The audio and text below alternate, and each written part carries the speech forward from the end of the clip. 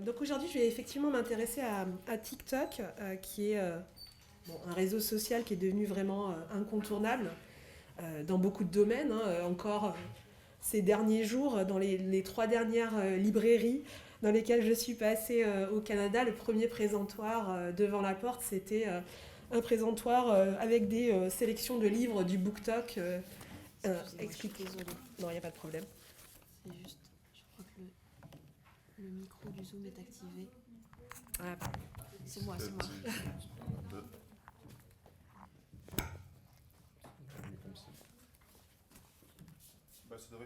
c'est bon comme ça? Ouais. Euh, non. C'est bon? Ça va là? Ouais, ok. Oui, bon.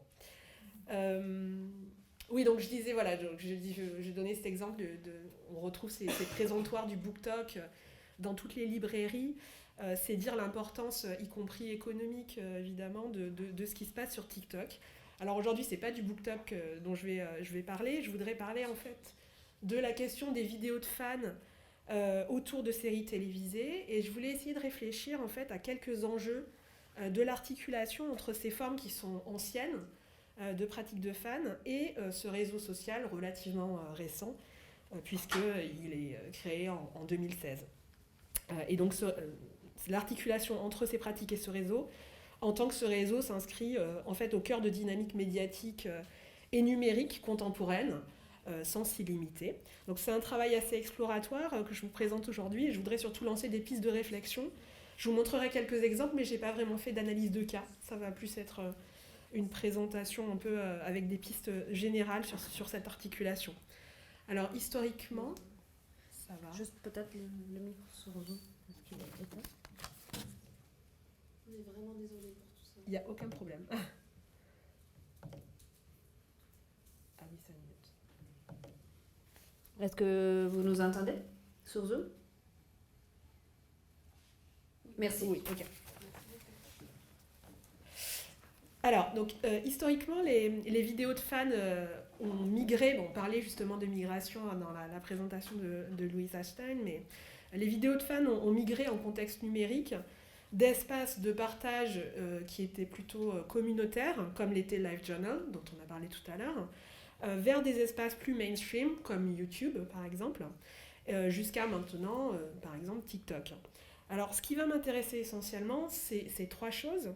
La question de la pérennité de formes classiques de vidéos de fans.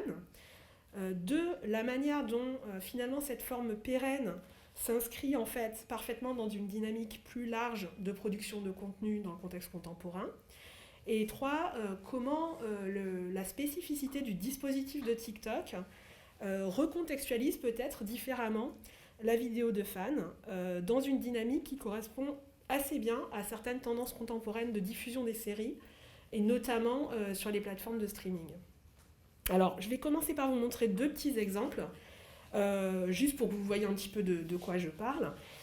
J'ai pris une vidéo de fan sur Sandman, qui est donc l'adaptation du roman graphique de Neil Gaiman.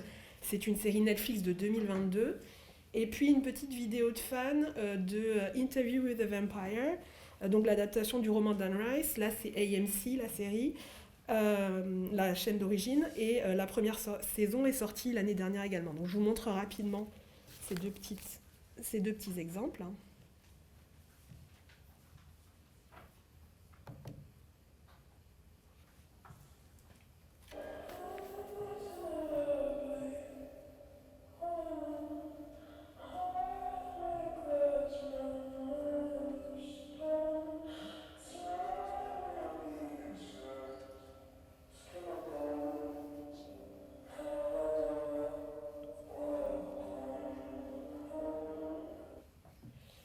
Et deuxième exemple.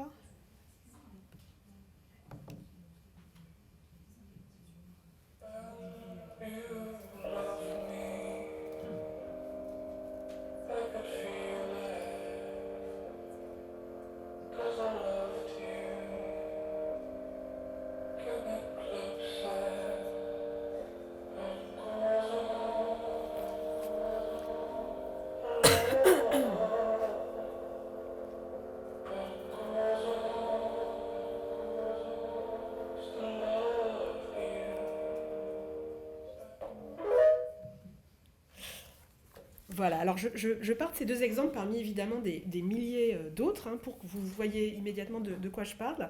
Si vous connaissez la forme des vidéos de fans, ce qu'on appelle donc le vidding, vous remarquerez que ces vidéos sur TikTok correspondent tout à fait aux formes classiques antérieures de vidding, puisqu'il y a deux choses qui sont vraiment au cœur de cette pratique. La question du montage, puisque c'est fondamentalement une pratique, en anglais on dit transformative, c'est-à-dire que le discours est porté par le remontage d'images déjà existantes et l'articulation entre différents médiums. Donc l'image, la musique, et souvent, comme dans les deux exemples que je vous ai montrés, les paroles de la chanson, puisque vous avez vu que là, on a une mise en avant du texte, puisqu'il est vraiment écrit sur la vidéo pour attirer l'attention sur cet élément-là. Donc en fait, toute la richesse des pratiques de vidéos de fans vient de cette question du montage et de l'articulation de ces différents médiums. C'est comme ça qu'on peut produire une diversité de propos. On a parlé de vidéos critiques tout à l'heure, mais on peut avoir toute une palette de discours qui est proposée par ces procédés-là. Et donc, dans la vidéo de fan, est toujours dans une espèce de processus de décontextualisation, parce que prend des éléments qui existent déjà, et des bouts en fait, d'éléments qui existent déjà, et de recontextualisation par cette articulation entre divers médias. Alors, ce sont vraiment des choses qui sont inhérentes à cette forme depuis ses origines, puisque historiquement, la vidéo de fan a commencé comme projection de diapositives. Alors à ce moment-là, ce n'était pas évidemment du montage, mais c'était déjà une mise en relation d'images, donc dans cette même dynamique, et donc projection de diapositives avec de la musique qui était passée en parallèle. Ces pratiques premières sont documentées dès le milieu des années 70, notamment dans les conventions de fans de Star Trek. Donc cette forme-là, elle va bouger en raison des évolutions techniques, VHS, numérique, Internet, mais ce qui en fait l'essence, vous voyez, n'a pas tellement changé. Et on voit bien ici qu'on retrouve parfaitement ces caractéristiques, si ce n'est que les vidéos sur TikTok sont souvent beaucoup plus courtes que les vidéos qu'on va retrouver sur YouTube, par exemple. Et la brièveté de la vidéo, plus le contexte de diffusion de TikTok sous forme de flux, dont je parlerai tout à l'heure, là, va produire quelque chose qui est peut-être plus spécifique. Mais ce qui me semble intéressant, c'est que ce qui est au cœur du vidding est en fait aussi au cœur de l'application TikTok elle-même, à savoir le montage et la musique. Sur TikTok, on parle donc d'edit, donc le nom dit bien ce que ça veut dire, on se focalise sur l'idée du montage. Et par ailleurs, par exemple, TikTok a développé sa propre application de montage, CapCut. Donc le montage est vraiment une notion centrale sur TikTok. Et on le voit aussi très bien à travers deux des fonctionnalités caractéristiques de l'application, qui sont le duo, le duet, et le stitch, qui en fait impliquent alors soit un montage traditionnel, c'est-à-dire que le TikToker va ajouter son contenu, par exemple à la suite du contenu de quelqu'un d'autre, ou bien va ajouter son contenu en split screen. Donc la communication même sur TikTok est très liée à cette question du montage. Donc premier point, le montage. Et deuxième point, la musique. Évidemment, l'application s'est faite connaître par des chorégraphies virales. Et donc le lien avec la musique est très très fort dès l'origine de l'application. Et l'interface en fait, de TikTok est très centrée autour de sons, donc des morceaux de musique, mais souvent plus précisément des versions spécifiquement faites pour TikTok, par exemple des versions accélérées de certains morceaux, qui vont devenir du coup tendance et qui sont que les utilisateuristes vont choisir pour leur vidéo. Donc la musique, c'est vraiment un élément moteur, et le son de manière générale, c'est vraiment un élément moteur de production de contenu sur TikTok, mais aussi d'organisation de l'application et évidemment de réception, parce qu'un des critères fondamentaux de la viralité sur TikTok, ça va être justement les sons viraux en fait. Alors ça peut être aussi autre chose que de la musique, ça peut être des dialogues, des phrases, pas uniquement des chansons. Donc une fois que je vous ai dit tout ça, si vous repensez aux vidéos que je vous ai montrées tout à l'heure, de toute évidence, la pratique de la vidéo de fan s'insère facilement en fait dans le contexte de TikTok, puisque justement elle joue sur des éléments qui en sont définitionnels. Alors, en fait, on peut aller plus loin et presque en fait renverser cette idée. C'est pas tellement que la vidéo de fan peut s'adapter facilement à TikTok, c'est qu'en fait, la forme, ou disons les outils formels de la vidéo de fan, et de manière générale un certain nombre de pratiques de fans, sont devenus en fait tellement mainstream et structurants dans la culture médiatique contemporaine que finalement TikTok est une sorte de révélateur de ces tendances de fond qui se sont imposées. On parlait de fandomisation des plateformes, ce genre de choses. Donc là, c'est tout à fait ce qu'on peut observer, c'est qu'il y a des brouillages entre ce qui relève vraiment de pratiques de fans, notamment de pratiques de fans communautaires, et puis de pratiques plus généralisées, qui sont plus nécessairement identifiées par le grand public comme étant une pratique de fan, parce qu'en tout cas pas nécessairement liée à des fandoms spécifiques. Ce qui est intéressant, c'est que comme TikTok va nous présenter les contenus sous forme d'une sorte de flux, je vais en reparler tout à l'heure, c'est la For You page, on va avoir une mise en évidence en fait de cette uniformisation, on va dire, des types de procédés formels. On va retrouver tous ces procédés formels dans différents types de vidéos, pas uniquement justement dans des vidéos de fans classiques, mais ce qui va peut-être différer entre ces vidéos, c'est donc pas tellement les procédés, mais plus la démarche et puis les résultats en termes esthétiques et en termes de propos. Clairement, il y a parce que là, je vous ai montré donc, des vidéos très classiques, mais on a une diversité en fait, d'usages avec des objectifs aussi différents de vidéos qui vont utiliser des références aux séries. Donc là, je vous ai pris deux autres exemples qui sont justement un peu d'un autre ordre, mais qui, eux aussi, reprennent certains éléments dont j'ai parlé et qui surtout s'appuient en fait sur des séries. Mais leur statut est plus ambigu. Donc j'ai pris un premier exemple qui, alors là, relève vraiment de la culture du mème, on va dire, qui s'est vraiment imposée. Alors c'est un petit exemple humoristique, donc c'est notre semaine via des extraits de Friends. Vous allez voir.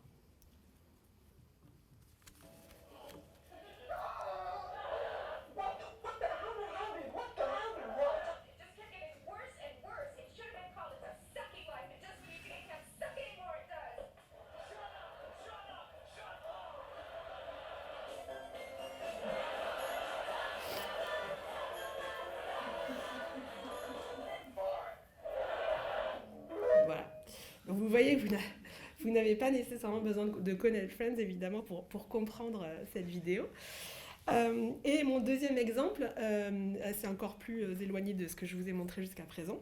En fait, c'est un compte de deux danseurs qui font donc des chorégraphies sur TikTok.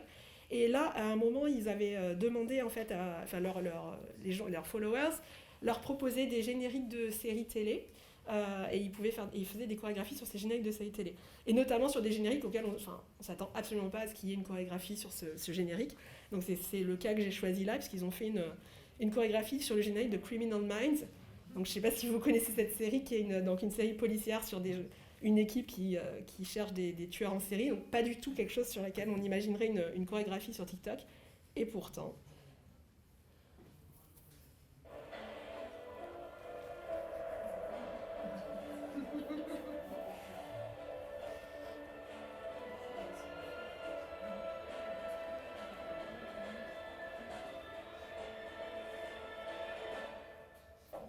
Voilà.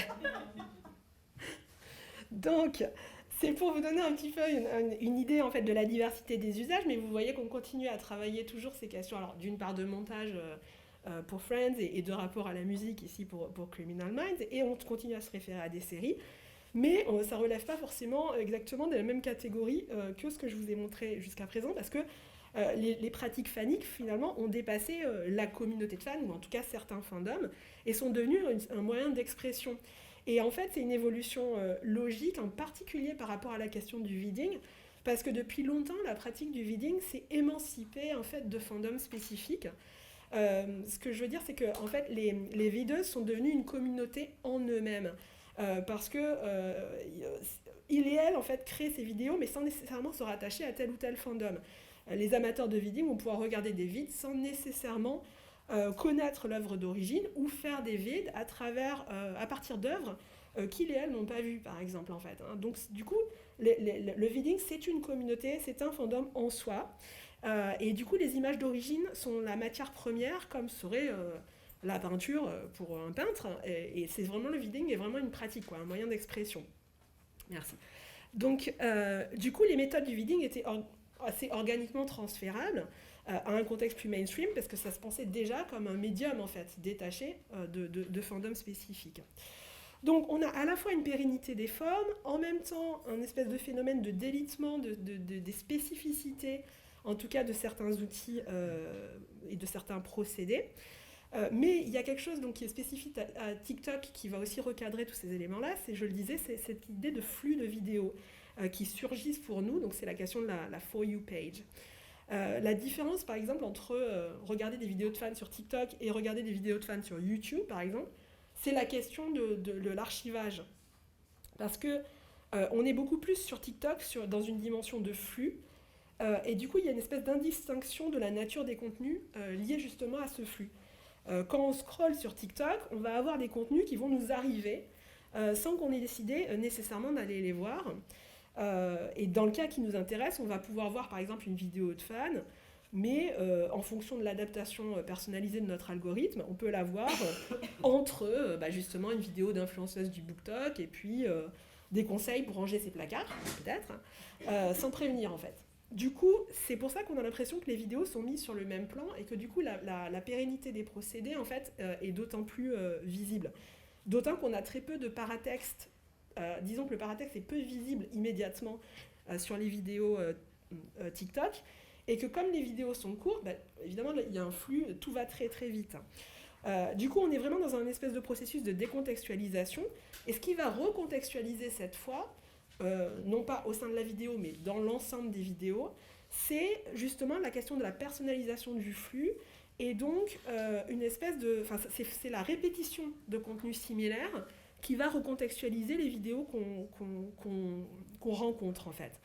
Et là, c'est vrai qu'on touche à quelque chose qui nous amène à appréhender la vidéo de fan classique d'une manière un peu différente. La For You page, donc c'est une espèce de flux infini de vidéos qui s'adapte à nos réactions. C'est-à-dire que si on regarde une vidéo jusqu'au bout, par exemple, l'algorithme va détecter que c'est un contenu qui nous intéresse, va nous en proposer davantage. Mais il continue aussi de proposer régulièrement des nouveaux contenus qui sont ainsi un peu testés, quoi. Alors cette logique assez particulière a plusieurs conséquences. Et par exemple, les utilisateurs de TikTok vont travailler à entraîner leur algorithme en swipant rapidement, par exemple, sur certaines vidéos pour les éviter, ou bien à l'inverse, en entretenant activement la présence de contenus qui les intéressent. Donc ce type de fonctionnement, évidemment, il est très lié à la notion de viralité, de buzz. Et en fait, ça entretient la même dynamique qui est celle de la stratégie des plateformes de streaming, enfin en tout cas jusqu'à présent, même si c'est quelque chose qui évidemment est en train d'être rediscuté. Mais cette logique de faire des séries courtes mises à disposition sur un temps bref, et donc avec un buzz, une événementialisation, un buzz bref, ça correspond tout à fait à ce qu'on a appelé souvent la télé jetable, par exemple en parlant de Netflix. Ça marcherait très bien sur TikTok parce que justement on va avoir un contenu qui est mis en avant, et puis dès qu'on va un petit peu se lasser, on va passer au contenu suivant, et ça efface en fait, si vous voulez, ce contenu précédent de votre For You page. Et donc ça se voit très très bien, par exemple si on voit mon propre compte, dans les vidéos que j'ai aimées, c'est-à-dire une forme d'archivage, mais là un archivage personnel, on voit bien les phases en fait de ce que j'ai regardé, c'est-à-dire qu'on voit la série, puis la série suivante, etc.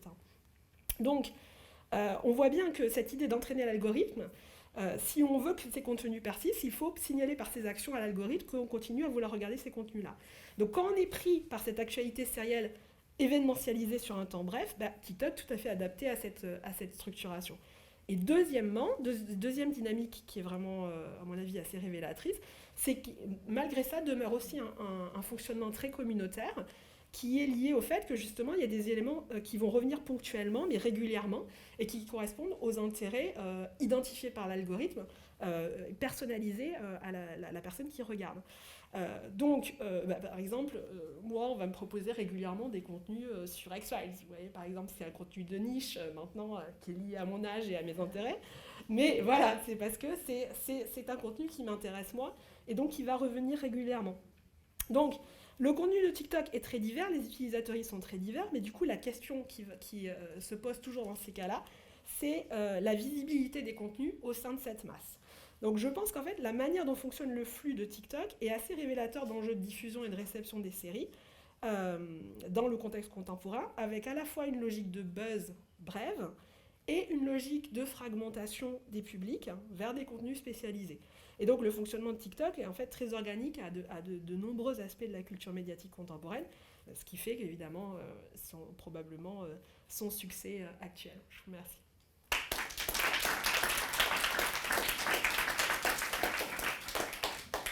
Alors, comme on a pris énormément de retard, une seule question, une petite question et une réponse d'autant plus petite parce qu'il y a la performance après, il faut vraiment respecter justement l'horaire.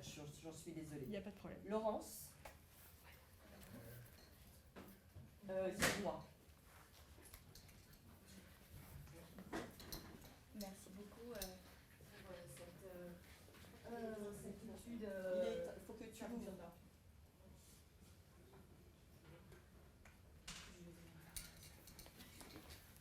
Je te laisse le micro, vas-y. Vas-y. Non, merci beaucoup pour cette étude très, très fouillée. Je voulais te demander si, c'est la question qu'on se pose toujours, qu'on nous a toujours posée quand on a travaillé sur les users, les contenus créés par les utilisateurs, si il y a bien un fan, il y a bien des fans en fait dans ton corpus. Parce que TikTok aujourd'hui correspond à une phase de l'économie de l'attention qui est quand même mainstreamisé, mais aussi totalement c'est devenu un marché quasiment de pro-âme. Et donc, notamment Ashley Mears qui a réalisé tout un ouvrage sur les créateurs de TikTok, Snapchat, qui vont usiner en fait dans des fermes de contenu pour réaliser des vidéos TikTok, ou toutes sortes de vidéos en fait, qui seront ensuite déclinées suivant différents formats, les réels sur Instagram, aussi sur des stories sur Facebook. Donc je me demandais à quel point finalement cette catégorie de vidéos de fans est sociologiquement ou socio-économiquement empirisée dans ton corpus et dans ta méthodologie. Voilà. Et donc c'est une question. Ouais, merci beaucoup pour cette question. C'est une vraie question, c'est pour ça que je disais qu'il y avait c'était difficile en fait de réfléchir justement au statut des vidéos parce que justement ce type de vidéo n'émerge pas nécessairement des mêmes personnes et avec les mêmes objectifs en fait, parce qu'on utilise des méthodes en fait. C'est pour ça que j'ai essayé justement de ne pas travailler sur un corpus spécifique, mais plus de montrer ce qu'on pouvait observer sur TikTok. Mais parce qu'on va pouvoir utiliser en fait des pratiques formelles qui sont celles du fandom et qui vont être utilisées par des fans, mais aussi dans des contextes marchands complètement différents et justement produits pas par des fans. Donc c'est pour ça que je disais que justement il y avait une espèce d'approche mainstream qu'on a complètement intégré en fait tous ces processus qui avant permettaient d'identifier de manière nette là on est dans le cadre de fandom et maintenant qui permet plus vraiment de le faire parce que justement ce sont des outils en fait. Donc je trouve qu'effectivement c'est une bonne question. En fait là j'ai pas établi de corpus spécifique j'ai plus prélevé, mais dans ce que je regarde il y a des choses qui émergent de fans mais il y a des choses qui en émergent pas non plus, donc c'est une vraie question. Si on faisait du quantitatif, une étude avec un corpus plus précis, là il faudrait effectivement tu as raison, Serrier, non bien sûr, non, c'est une vraie question. Ouais. Merci beaucoup. Merci Claire. Merci.